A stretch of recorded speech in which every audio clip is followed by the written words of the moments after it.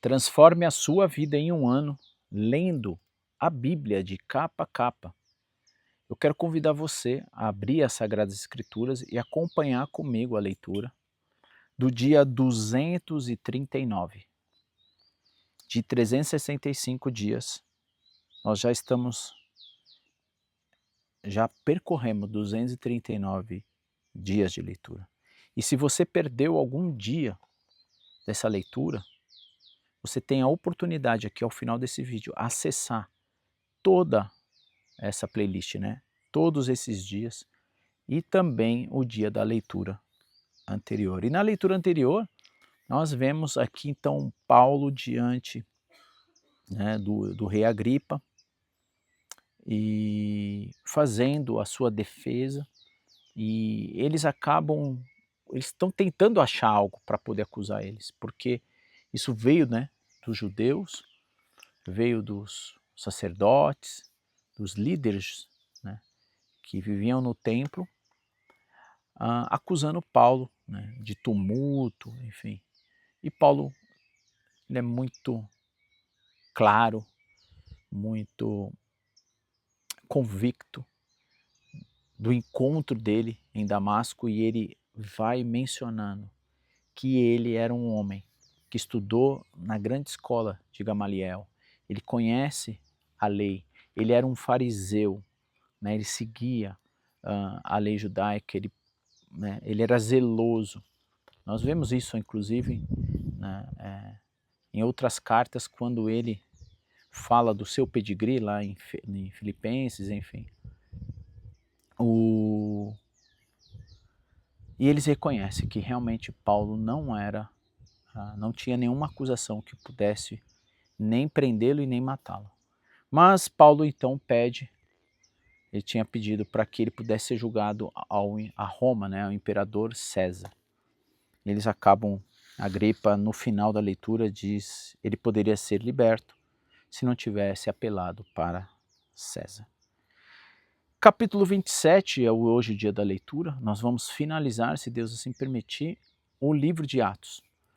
Finalizar, quando a gente fala, né, o que está escrito. Porém, a igreja primitiva, onde conta a história no livro de Atos, escrito por Lucas, esse livro ele perpetua, né? A história da igreja ela não para até o dia que o Senhor Jesus voltar, para nós vivermos um novo lar, um novo céu, uma nova terra. Então, capítulo 27, versículo 1, diz assim que quando chegou a hora, zarpamos para a Itália. Paulo e muitos outros prisioneiros foram colocados sob a guarda de um oficial romano, chamado Júlio, capitão do regime imperial. Aristarco, um macedônio de Tessalônica, nos acompanhou. Partimos num navio que tinha vindo do porto de Adramítio, no litoral noroeste da província da Ásia. Estava prevista diversas paradas em portos ao longo da costa.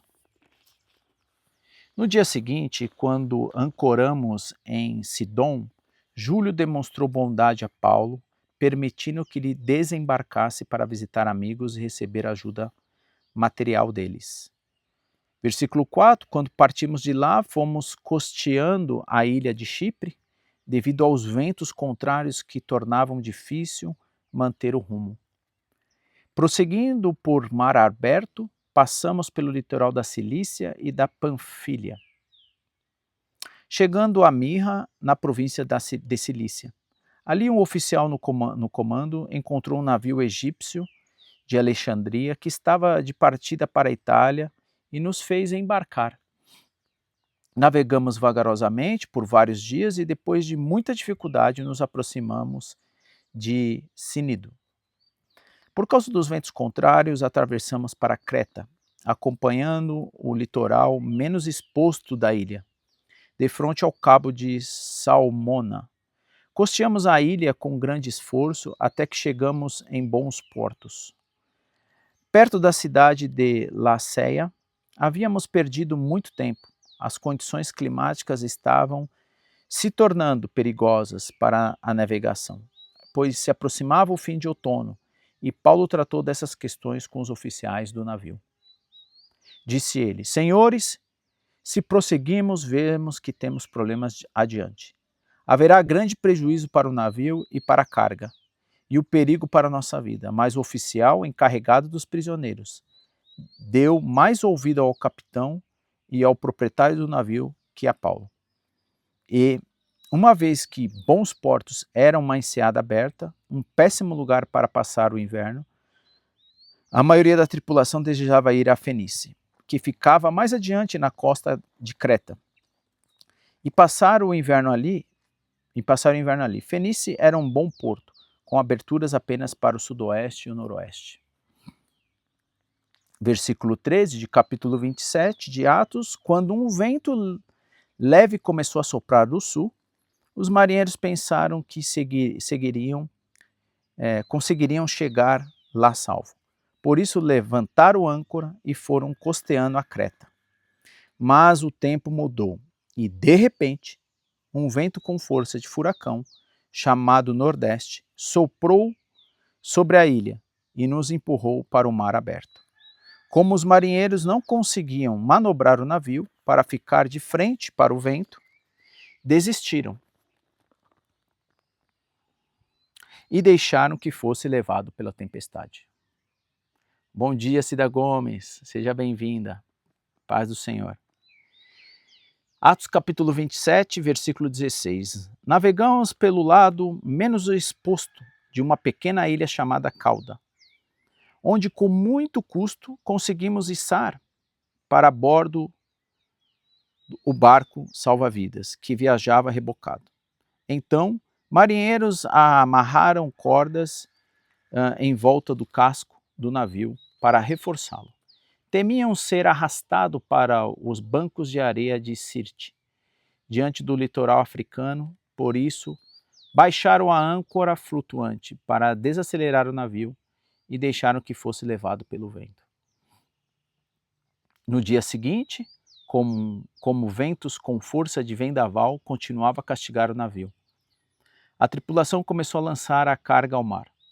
No terceiro dia, removeram até mesmo parte do equipamento do navio e jogaram fora.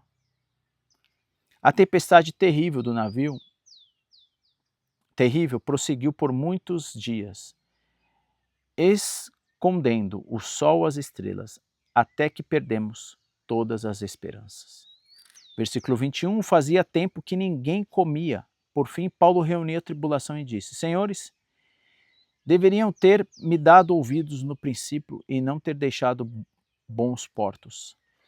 Teriam evitado todo esse prejuízo e esta perda. Mas tenha bom ânimo, o navio afundará, mas nenhum de vocês perderá a vida. Pois ontem à noite um anjo de Deus, a quem pertenço e sirvo, se pôs ao meu lado e disse: Não tenha medo, Paulo, é preciso que você compareça diante de César. E Deus, em sua bondade, concedeu proteção a todos que naveguem com você. Portanto, tenha bom ânimo. Creio em Deus, tudo ocorrerá exatamente como ele disse. É necessário, porém, que sejamos impulsionados para uma ilha. Versículo 27, por volta da meia-noite, na 14ª noite de tempestade, enquanto éramos levados de um lado para o outro, no mar Adriático, os marinheiros perceberam que estavam perto de terra firme. Lançaram a sonda e verificaram que tinha 37 metros de profundidade. Um pouco depois lançaram a sonda novamente e encontraram apenas 27 metros. Temiam que, se continuasse assim, seriam atirados contra a rocha na praia. Por isso lançaram 4 âncoras da parte de trás do navio, e ansiava para que o dia chegasse logo. Dando a entender que iria lançar as âncoras na parte da frente, os marinheiros baixaram o barco salva-vidas na tentativa de abandonar o navio. Paulo então disse ao oficial no comando e aos soldados: Se os marinheiros não permanecerem a bordo, vocês não conseguirão se salvar. Então os soldados cortaram as cordas do barco salva-vida e deixaram a deriva. Enquanto amanhecia, Paulo insistiu que todos comessem. De tão preocupados, vocês não se não se alimentam há 2 semanas, disse ele. Por favor, comam alguma coisa, agora, para o seu próprio bem, pois nenhum fio de cabelo de sua cabeça se perderá. Em seguida tomou um pão, deu graças a Deus na presença de todos, partiu em pedaços e comeu. Todos se animaram e começaram a comer. Havia um total de 276 pessoas a bordo. Depois de se alimentar, a tribulação aliviou o peso do navio mais um pouco, atirando ao mar toda a carga de trigo. Ao amanhecer, não reconheceram a terra, mas viram uma enseada com uma praia e cogitaram se seria possível chegar ali e atracar o navio. Então cortaram as âncoras e as deixaram no mar. Depois afrouxaram as cordas que controlavam os lemes. Levantaram a vela da frente e foram rumo à praia. Mas o navio foi apanhado entre 2 correntezas contrárias e encalhou antes do esperado. A parte da frente se encurvou e ficou imóvel, enquanto a parte de trás, atingido pelas ondas, começou a se partir. Os soldados queriam matar os prisioneiros que não nadassem até a praia e depois fugissem. O oficial no comando, porém, desejava poupar a vida de Paulo e não permitiu executassem seu plano. Ordenou que aos que sabiam nadar que saltassem ao mar primeiro e fossem em direção à terra. Os outros se agarraram a tábuas ou pedaços do navio destruído. Assim todos chegaram à praia em segurança. Capítulo 28. Uma vez, a salvo em terra, descobrimos que estávamos na ilha de Malta.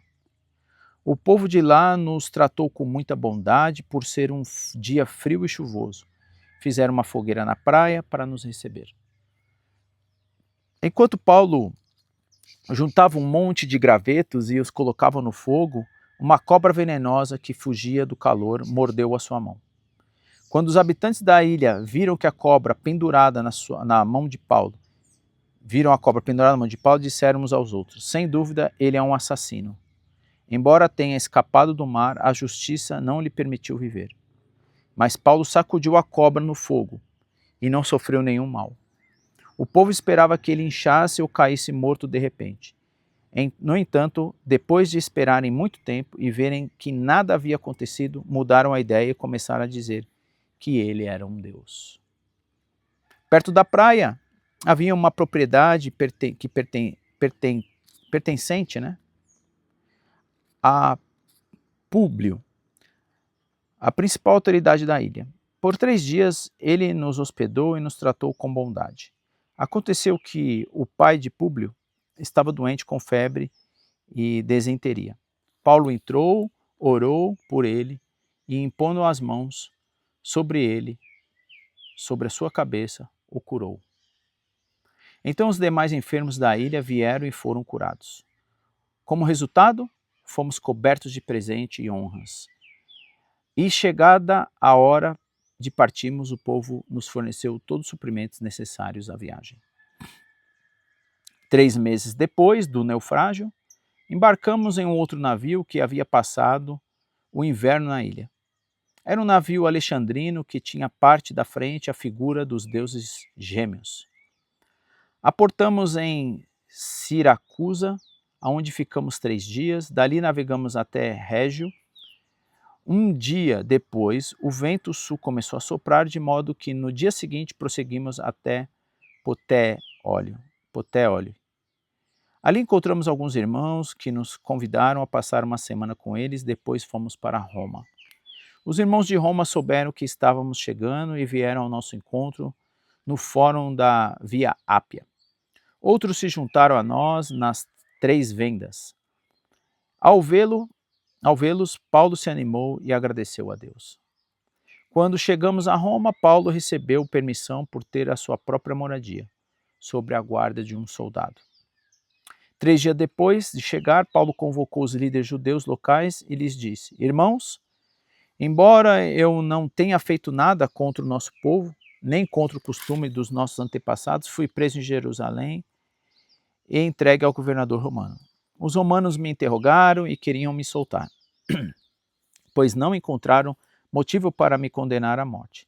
Mas quando os líderes judeus protestaram contra a decisão, considerei necessário apelar a César, embora não tivesse acusação alguma contra o meu próprio povo. Por isso pedi a vocês que viesse aqui hoje, para que nos conhecêssemos e também para que eu pudesse explicar que estou preso com essas correntes, porque creio na esperança de Israel.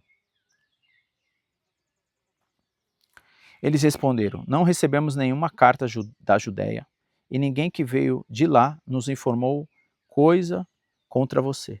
Contudo, queremos ouvir o que você pensa, pois sabemos a respeito desse movimento. É que ele é contestado em toda parte. Então, marcamos uma data e nesse dia muita gente foi à casa de Paulo. Ele explicou, testemunhou sobre o reino de Deus, desde cedo até a noite. Procurou convencê-los acerca de Jesus, com base na lei de Moisés, e nos livrou dos profetas. E nos livros dos profetas. Alguns foram convencidos pelas coisas que ele disse, mas outros não creram. E depois de discutirem entre si, foram embora com essas palavras finais de Paulo. O Espírito Santo estava certo quando disse a nossos antepassados por meio do profeta Isaías: vá e diga a este povo, quando ouvirem o que digo, não entenderão. Quando virem o que faço, não compreenderão, pois o coração desses povos está endurecido. Ouvem com dificuldades e têm olhos fechados, de modo que os seus olhos não veem, os seus ouvidos não ouvem, o seu coração não entende, e não se voltem para mim, nem permitem que os cure.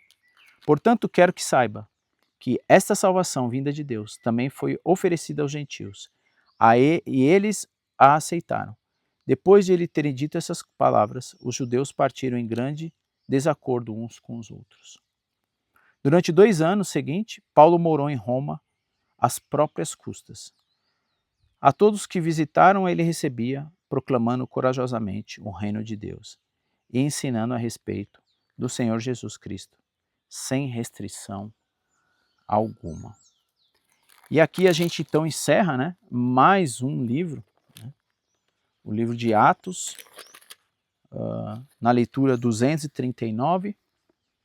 E eu quero convidar então a você a meditar juntamente comigo numa breve oração e lembrar que esse período que ele estava aqui preso, né, ele escreveu 4 cartas. Né? E então convido a você a ler juntamente comigo todas as Sagradas Escrituras para a gente compreender, né, essas leituras das cartas, né? Filipenses, Colossenses, Filemão. E tem mais uma que eu não esqueci agora, mas eu volto na próxima dia de leitura e menciono. São 4 cartas. Se eu não me engano, Tito. Bom, oremos. Querido Deus, nós te agradecemos pela vida de Paulo e tantos outros profetas e discípulos, apóstolos e até hoje tantos homens que se dedicam à sua vida para poder falar das boas novas de Jesus Cristo. Estou aqui diante do Senhor para dizer ao Ti, Pai, que estou à sua disposição para fazer a Tua obra e à disposição para darmos continuidade na leitura diária. Tudo isso porque o Teu Espírito nos sustenta, nos faz realmente estar animados em poder conhecer e se relacionar melhor com o Senhor através da leitura das Sagradas Escrituras. Peço a Tua bênção e proteção, nos livrando de todo mal e cuidando do coração de cada pessoa que aqui vem para poder ouvir e também se relacionar contigo.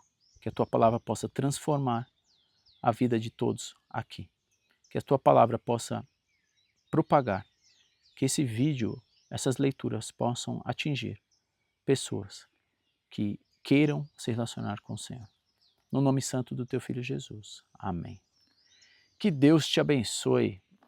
Obrigado por você estar aqui. Passou algumas pessoas, né, como a Cida Gomes, ao vivo, mas você que ficou até o final aqui, né, desse vídeo, dessa leitura, nós temos 2 cards aqui ao final dessa leitura. Um te leva à leitura do dia anterior e o outro leva à playlist desses 239 dias de leitura. você ainda não assinou, você ainda não se inscreveu no canal, clica na minha imagem aqui, vai lá, se inscreva, ative o sininho, deixe seus comentários, deixe o seu joinha, convide mais pessoas para estar aqui conosco, ouvindo mais Deus falar através da sua palavra.